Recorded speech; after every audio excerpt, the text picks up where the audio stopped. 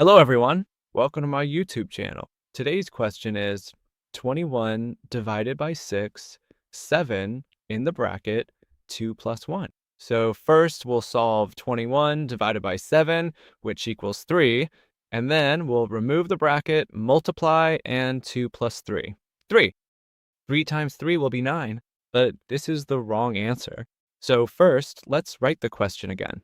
21 divided by 7 in the bracket, 2 plus 1. So first we'll solve the bracket. 2 plus 1 is 3. Once we remove the bracket, it's multiplication. So 7 divided by 21. When you get this kind of format, we go from left to right.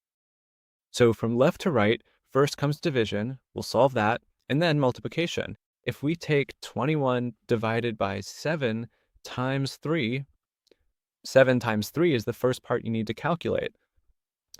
3 times 3, that's 9, which means that 9 is the right answer.